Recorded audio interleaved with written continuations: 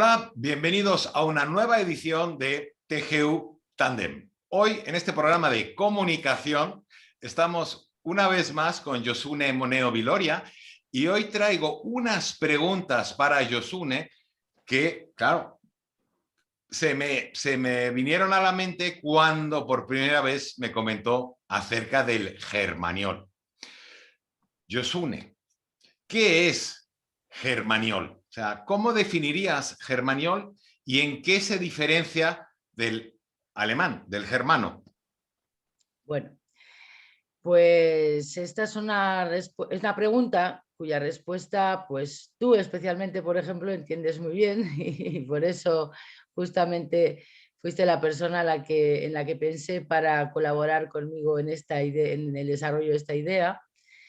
Germaniol es, digamos, la conciencia del pensamiento alemán y de la mentalidad alemana que se puede desarrollar desde el español, teniendo en cuenta ciertos conceptos que son muy difícilmente transcribibles del alemán al español, que no tienen traducción en la mente española, pero que existen en la mente de los que piensan en alemán y que nos ayudan desde el punto de vista del coaching, ¿verdad? Pues generan distinciones que nos ayudan a tener un pensamiento más efectivo, más preciso, porque la lengua alemana se caracteriza por ser una lengua muy lógica y muy de precisión, en contraposición con la lengua española, cuya riqueza principalmente es la capacidad de metaforizar, alegorizar, generar dobles sentidos, poesía, ¿no? Entonces,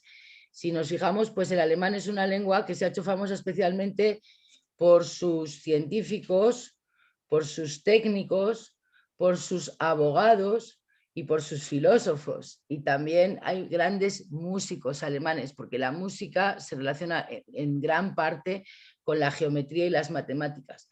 Entonces, cuando yo he aprendido alemán y me he dado cuenta de todo lo que ha aportado a mi mente el conocimiento de esa lengua, pues he comprendido que sería muy enriquecedor para aquellos que hablamos español a día de hoy no aprender la lengua alemana, que es muy dura de aprender y que tal y como vienen las cosas, pues ya tenemos máquinas de traducción fantásticas que lo hacen genial y que a una persona de 40 o de 50 años, bueno, incluso a un joven, si no va a trabajar en Alemania o no tiene intención específica de trabajar en alemán, pues no le va a valer la pena a lo mejor ese esfuerzo de aprender la lengua, pero sí le va a enriquecer mucho el conocimiento de la cultura, la mentalidad, la historia y el pensamiento alemán. Y eso es el germañol. Germañolizar tu mente latina. Perfecto, es que yo creo que justo en ese pequeño detalle al final, que es el pensamiento alemán. Es decir, cuando hablamos múltiples idiomas o lenguas, claro, no es lo mismo hablar el idioma que pensar en ese idioma, con esa mentalidad. Entonces, yo estoy entreviendo ya un poco para la siguiente pregunta, ¿cuál es la utilidad o qué sentido, que en parte ya lo has respondido, el aprender el germaniol? Es decir, ¿para qué sirve? Bueno, hay un primer sentido que es el propio divertirse y mejorar la capacidad que tenemos de interpretar el mundo a través de enriquecer nuestra mente. Por otro lado, para aquellas personas que están en contacto con la cultura alemana, con Alemania, con los territorios germanoparlantes, por supuesto les va a dar un mayor entendimiento de esas realidades, les va a permitir acercarse más a esas realidades. Pero por poner un ejemplo así como súper práctico, hay palabras que para mí son joyas, ¿no? Yo siempre pongo como ejemplo la palabra günstig, porque cuando tú vas a comprar en español, tú vas a comprar y vas a tener que decidir entre si quieres comprar algo caro o barato. Sin embargo, en alemán probablemente nunca pensarías ni en caro ni en barato, porque siempre vas a ir a buscar lo que es günstig. ¿Qué es günstig? Pues es lo que ni es caro ni es barato, sino que está ajustado, es decir, tiene un precio justo, tiene un precio adecuado, sale a cuenta, por así decirlo, nos viene bien, es conveniente. Sí. ¿Vale? Entonces, cuando tu mente está acostumbrada a buscar lo conveniente no se fija en lo caro o en lo barato, se fija en la conveniencia. Pero eso es una distinción que necesita tu mente para organizar, clasificar, digamos, el resultado de eso que ha observado. Es decir, ¿dónde lo pongo? ¿En la caja de barato, en la caja de caro o en la caja de günstig? Bueno, pues si yo solo tengo 2 cajas, no puedo meterlo en 3. Entonces, este es el tipo de términos que vamos a adquirir, ¿vale?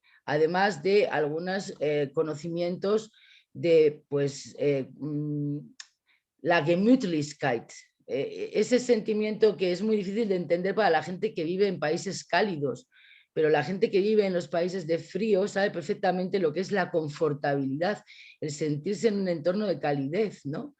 Entonces, son palabras que nos hacen entender también por qué no creamos algunas palabras. Por ejemplo, un detalle muy curioso es que los islandeses y la gente del Polo Norte, que yo sepa, tienen en su lengua 16 vocablos para llamar al color blanco. Sí, Bueno, ¿no? Y hielo. Los esquimales para hielo o para nieve también tienen infinidad de términos. y los distinguen, porque Sí. en su paisaje es distinguible, en el nuestro no. Entonces, esto es para mí lo más interesante que uno adquiere, que es una conciencia de hasta qué punto su propia lengua es un habilitador y es un limitador. Y también va a ser muy interesante para quienes se atrevan con esta aventura a observar hasta qué punto nos ayuda, por ejemplo, ser conocedores de la lengua inglesa para aprender la lengua alemana, Sí. porque tienen muchísimas raíces en común, entonces quienes hablan inglés de pronto van a entender mucha parte de la etimología del alemán que no se esperan que en realidad conocen y sin embargo la conocen, ¿no? Entonces, bueno, hay muchas cosas muy interesantes que nos van a ayudar. Desde ahí vamos a poder también reconocer cómo funciona nuestra propia lengua y hasta qué punto nuestra lengua es a la vez un habilitador y un limitador y cómo la podemos enriquecer a través de conceptos maestros y conceptos interesantes de otras lenguas. A mí el germaniol, el concepto del germaniol me recuerda mucho a 2 trabajos que hice en su día cuando terminé la carrera. Uno era sobre la comunicación intercultural a nivel ejecutivo y claro, en mi tesis de fin de carrera sobre la riqueza del medio y el interaccionismo simbólico aplicado a entornos corporativos, con lo cual, claro, ¿cómo nos ayuda a aprender germaniol para quienes luego quieran aprender, por ejemplo, alemán? Bueno, lo primero es que quienes sabemos alemán, o sea, que no somos alemanes, sabemos que la mayor parte de la gente que aprende alemán lo aprende realmente porque se engancha con algo que existe en Alemania. Pues hay quien te dice, pues yo aprendí alemán porque me volvía loco el teatro alemán. O yo aprendí alemán porque me encantaba la música clásica. O yo aprendí alemán porque estudiaba derecho y sabía que los mejores juristas eran alemanes. Entonces, muchas veces la gente no aprende alemán porque es una lengua para viajar o para moverse por el mundo. Suele ser una lengua que se aprende justamente por una voluntad de vinculación con la cultura en algo o un aspecto de algo que se desarrolla en esa lengua y sabes que a través de la lengua la vas a poder comprender mejor. Entonces, lo primero para lo que nos puede ayudar el germañol es para desarrollar motivación para aprender alemán. Es decir, y lo segundo, hay una dificultad especial en el alemán que hace que muchísima gente se raje al primer año. A diferencia del inglés o del portugués o del francés, el alemán es una lengua que hasta que no llevas un año y medio aprendiendo con la metodología habitual, no eres capaz de decir casi nada. Por el tipo de estructura de las frases y demás, no te sueltas. Entonces, ¿de qué te va a servir el germañol? Pues te va a servir para conocer expresiones del día a día, palabrejas que se usan así de vez en cuando, poder hacer una gracia, poder empatizar con las personas, poder hacerte cómplice de ellos en que sabes una canción suya, en que sabes un chiste suyo, en que sabes cositas suyas, no sabes hablar su idioma, pero de alguna manera les haces llegar que estás ahí, que estás acercándote a ellos. Yo eso lo he vivido porque además yo aprendí a hablar alemán a pedales, o sea, yo llegué allí y no sabía nada. Entonces aprendí desde esas cositas, desde agarrar esas cositas que hacen que te conectes con la persona y entonces la persona ya desarrolla una mayor paciencia para entenderte, una mayor escucha, un mayor interés por ti. Nos pasa igual si te fijas cuando viene un extranjero de fuera, no habla español, pero de pronto nos dice que viva España, o nos dice ole, o nos dice ¿qué pasa? ¿Qué pasa? Y dices, ay, bueno, un poquito se lo ha currado, ¿no? Y también, sobre todo en el ámbito corporativo que tú mencionabas, en el ámbito de trabajo y profesional, muchas veces tú vas a negociar en Alemania y el alemán y tú lo que queréis es negociar. O sea, que no vais a estar haciendo unas prácticas ni de español ni de alemán, vais a hablar en inglés, porque es lo que os interesa para negociar. Pero sí es cierto que te va a servir, por ejemplo, contar con algunos conceptos que esa persona tiene y que tú sabes que son esenciales de su lengua y que no existen en la tuya, y que de pronto le dices, esto te lo digo por esto. Y entonces de repente te entiendes a la primera, porque no has tenido que hacer una traducción, le has dado, digamos, donde la otra persona conecta automáticamente con la idea. Y esta es la clave, o sea, este es el valor que aporta en el ámbito más allá de lo personal o de lo que tiene que ver con los viajes. El ámbito donde queremos negociar con alguien, queremos entender cómo piensa y de pronto necesitamos un poco conocer qué cosas hay en su cabeza que no están en la nuestra, porque creció en otro lugar, en otro entorno. Por ejemplo, algo que utilizo mucho son los cuentos infantiles. Los cuentos infantiles de las tierras germanas en general, no solamente de Alemania. Yo cuando estaba allí, hubo un momento en que dije, estos señores se han leído otros cuentos que los que me he leído yo, porque no es normal. O sea, aquí falla algo. Y me fui a un mercadillo y me compré un libro, una recopilación de cuentos alemanes, y me di cuenta que en los cuentos alemanes, pues muchas veces el niño se moría o perdía una pierna o un brazo o acababa en un fuego, y aquí siempre nos salvaba alguien. Daba igual, venía era todo milagroso y siempre pasaba algo y el niño salía ileso, hiciese lo que hiciese. Y allí acababa el niño en una hoguera y los padres llorando, y decías, pero ¿cómo puede ser un cuento así? Bueno, pues porque el cuento está para hacerle entender a la persona que no verificar, digamos, la responsabilidad que uno tiene frente al colectivo tiene su coste y tiene su precio, y no te pueden salvar ni tu padre, ni tus amigos, ni los milagros. Exacto. Entonces, para mí, eso también nos ayuda mucho a desarrollar ese pragmatismo realista que caracteriza a los alemanes, pero con la ventaja de hacerlo desde la espontaneidad, la naturalidad y la frescura de ser latinos. Entonces, se hace una mezcla ahí, una suma de valores maravillosa que nos enriquece porque no nos elimina nuestra latinidad, Sí. pero nos mejora el resultado como latinos.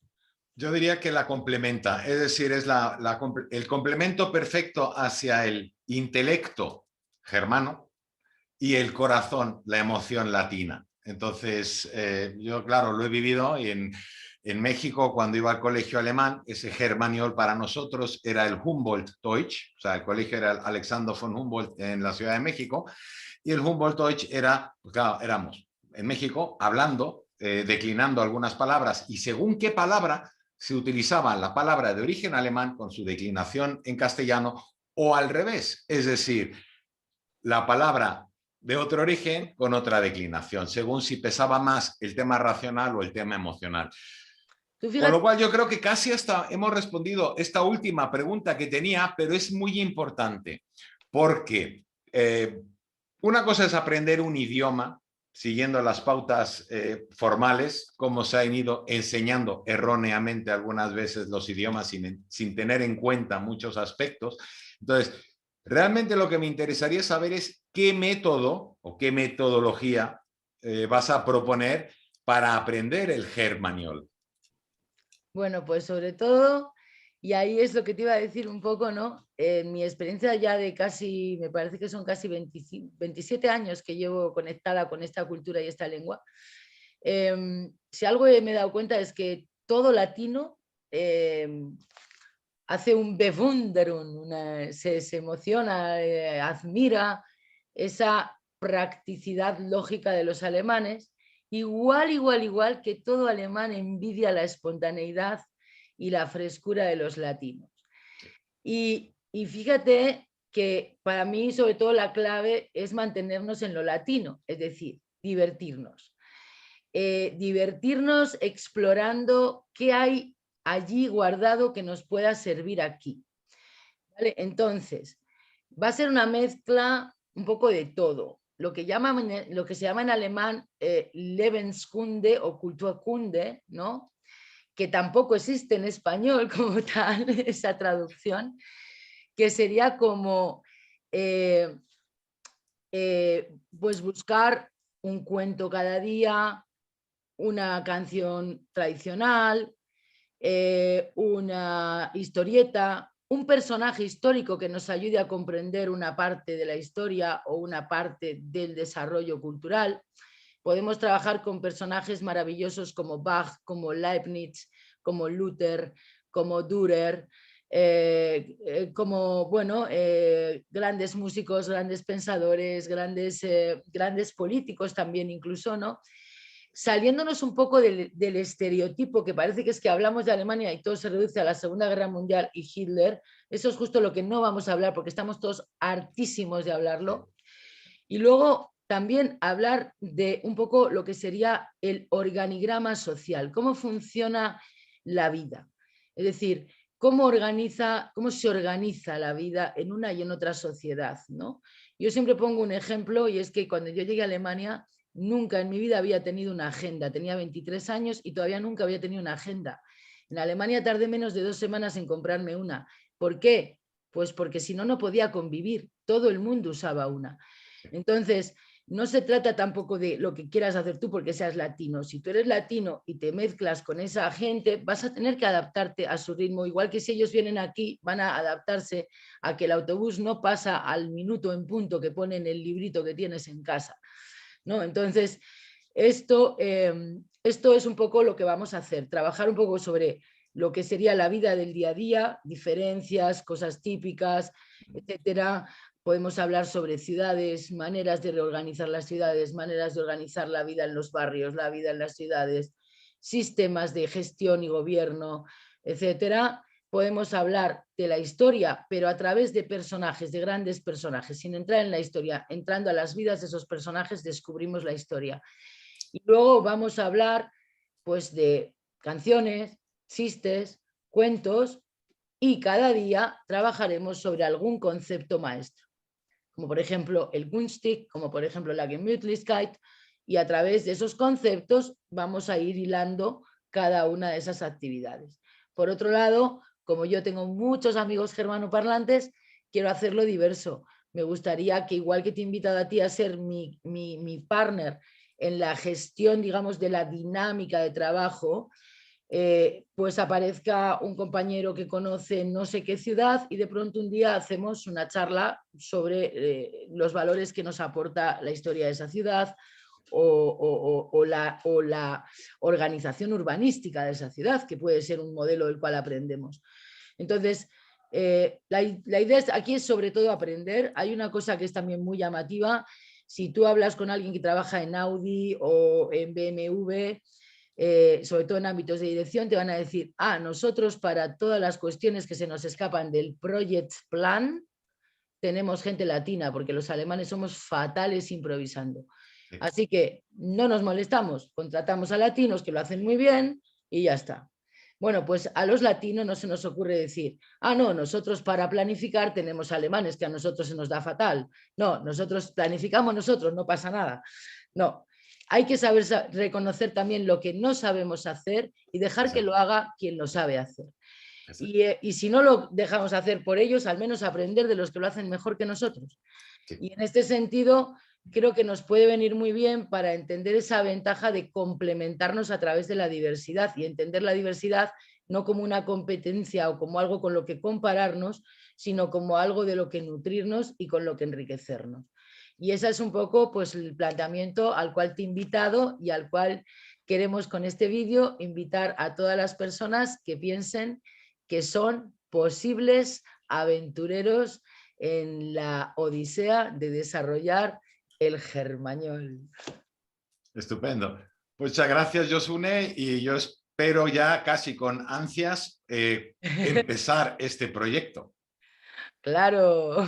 Bueno, hasta pronto entonces. Ciao, ciao, bis bald. Adiós.